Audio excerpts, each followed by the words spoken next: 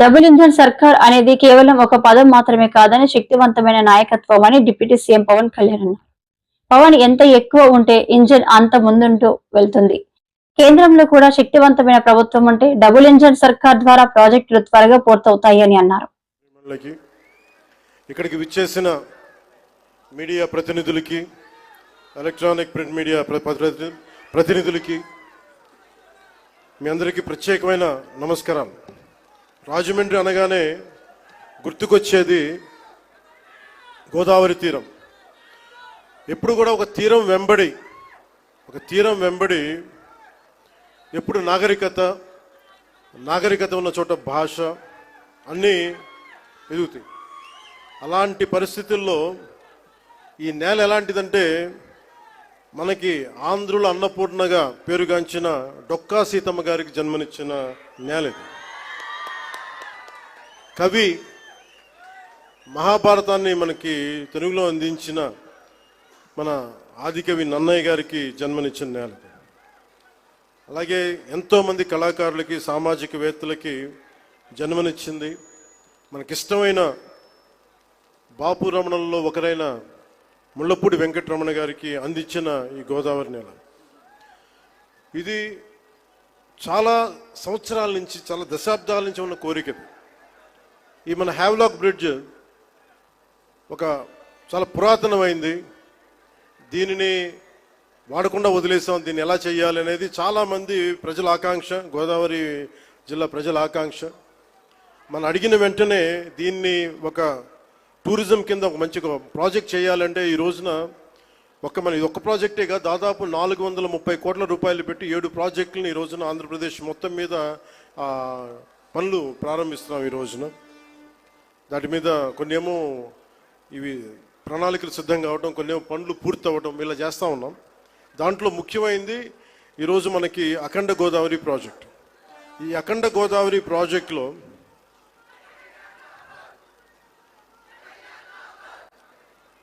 2024 ఎన్నికల సమయంలో ఎన్డీఏ కూటమి నిర్ణయించుకుంది ఈ రాష్ట్రాన్ని అన్ని రంగాల్లో సమగ్ర అభివృద్ధి సాధించేలా పనిచేయాలని. దాంట్లో భాగంగానే గౌరవ ముఖ్యమంత్రి శ్రీ నారా చంద్రబాబు నాయుడు గారు ఆ రోజు మేమందరం కూటమి భాగస్వాములు అందరూ అనుకొని ప్రతిదీ కూడా ముఖ్యంగా పర్యాటక రంగంలో ఎక్కువగా యువతకి ఎక్కువ ఉపాధి అవకాశాలు ఉంటాయి. అంటే మీరు ఊహించుకొని దీనికే ఈ చేస్తున్న ఈరోజు ప్రాజెక్టుకి ముందుగా స్టార్ట్ అయ్యి దాదాపు ఒక 800 మందికి ఎంప్లాయ్మెంట్ దొరుకుతుంది దీనివల్ల.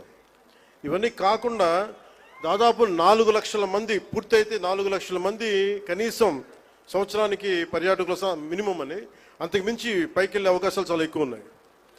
దీనికి గౌరవ ప్రధానమంత్రి గారు నరేంద్ర మోదీ గారు ప్రత్యేకించి ఇందాక సోదరి భారతీయ జనతా పార్టీ అధ్యక్షులు శ్రీమతి పురంధేశ్వరి గారు చెప్పినట్టుగా మీరు డబుల్ ఇంజిన్ సర్కార్ అంటే అది పదంలాగా ఉండిపోద్ది. మీకు తెలుసు కదా, మీరు బైకుల్లో, నేను ఎప్పుడు గోదావరి జిల్లాలో తిరుగుతుంటే మీ బైకుల సౌండ్ నాకు తెలుసు కదా ఎలా ఉంటాయి, దారుణంగా ఉంటాయి. బైక్ సౌండ్ చెవులు చిల్లులు పడేలా ఉంటాయి. ఎందుకని మీరు కోరుకుంటారు సీసీ ఎక్కువ ఉండాలి, పవర్ ఎక్కువ ఉండాలి ఇంజన్లో అని. పవర్ ఎంత ఎక్కువ ఉంటే ఇంజన్ అంత ముందుకెళ్తుంది. అలాగే డబుల్ ఇంజన్ సర్కార్ అంటే ఇక్కడ మనం శక్తివంతమైన మనకి ప్రభుత్వం ఉన్నప్పటికీ కూడా కేంద్రంలో కూడా అంతే, దానికి మించి, దానికి 100 ఇంతులు మించిన శక్తివంతమైన నాయకులు, శక్తివంతమైన ప్రభుత్వం ఉంటే మనకి ప్రాజెక్టులు చాలా అవలీలుగా అవుతాయి, వెంటనే చాలా తొందరగా పూర్తి చేయొచ్చు. అందుకనే దీన్ని మనం డబుల్ ఇంజిన్ సర్కార్ అంటే ఆ పదం మీకు అర్థం కావడానికి చెప్తున్నాను. మీ బైకులు గుర్తుపెట్టుకోండి, వేగంతో ఎంత ముందుకు వెళ్తాం, కాకపోతే ఆ వేగం మనకి గమ్యానికి చేర్చేలా ఉండాలి. అందుకని అలాంటి చాలా ప్రత్యేకమైన గైడ్ లైన్స్ తోటి, ముఖ్యంగా ఈరోజు మనకి విచ్చేసిన మన టూరిజం శాఖ, కేంద్ర టూరిజం శాఖ మార్చులు గజేంద్ర సింగ్ షెకావత్ గారు ఈ రోజున మన స్టేట్కి మద్దతు ఇవ్వటం ఈరోజు మొదటిసారి కాదు. ఈ రోజున మనకి విశాఖ స్టీల్ ప్లాంట్ కూడా మనకి ఈ రోజున దాన్ని ప్రైవేటీకరణ కాకుండా కాపాడగలిగామంటే దానికి ముందస్తుగా దానికి మనకి బీజాలు చేసింది గజేంద్ర సింగ్ షెకావత్ గారు జలశక్తి మినిస్టర్గా ఉన్నప్పుడు. పోలవరం ప్రాజెక్ట్ని, sir I been telling you that how much you have understood Polavaram projects.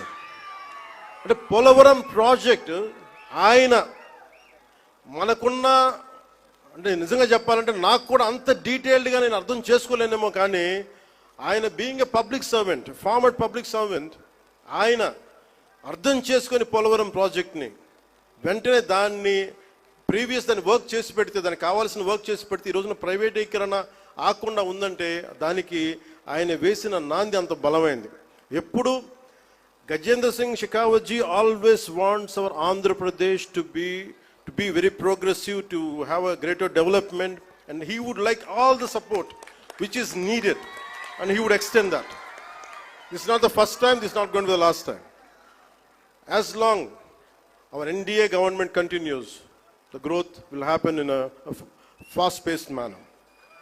And we are grateful to you, sir. We are extremely grateful to you for the support you have extended. ముఖ్యంగా ఈ అఖండ గోదావరి ఈ Havelock బ్రిడ్జ్లో కానీ దీన్ని ఇదే river front అని చెప్తా ఉన్నాం మనం. ప్రత్యేకించి మనకి 974 కిలోమీటర్ల కోస్తా తీరం, కృష్ణా నదీ తీరం, గోదావరి, ఇంకా మన తూర్పు గోదావరి, మన ఆంధ్రాకి వెళ్తే అనేక చిన్న చిన్న నదులు, నాగావళి, వంశధార, ఇట్లాంటి అన్నింటిలో కూడా ఎప్పుడు నదీ పరివాహక ప్రాంతాల్లో ఎక్కువ మనకి రివర్ ఫ్రంట్ ఉంటుంది. అంటే మనం ఒడ్డును కూర్చొని చూడగలిగే పారుతుంటే దాన్ని మిగతా దేశాలు విపరీతమైన టూరిజం డెవలప్ చేస్తారు. మనకి నదులు అనేవి మనం ఎలా చూస్తామంటే విదేశాల్లో కేవలం అక్కడ కూర్చోబెట్టి రెస్టారెంట్స్ లేదంటే ఇవి పెడతారు. మన నది మన జీవనంలో భాగం. మన నది మన సంస్కృతిలో భాగం మనకి. అలాంటి భాషా సంస్కృతులు పరివిడిల్లే తీరవాహక ప్రాంతాలు మనని. అందుకని వీటిని ముఖ్యంగా మనం కూర్చున్న పుష్కర్ ఘాట్లు డెవలప్ చేయడంతో పాటు ముఖ్యంగా మన కళలు, వీటి మొత్తం చూస్తే దాదాపు అక్కడ మనకున్న షాప్స్ పెట్టడం కానీ, మన సంస్కృతికి సంబంధించిన షాప్స్ కానీ ఇవన్నీ పెట్టడానికి చాలా బలమైన ప్రణాళిక చేశారు. ఇది మీకు ఇన్ డీటెయిల్ మీకు తెలుస్తూ ఉంటుంది. అలాగే ఇది ఒక్కటే కాకుండా మనకి అన్నవరం కానీ, గండికోట కానీ, అలాగే మళ్ళీ కూర్చోబెట్టి మనకి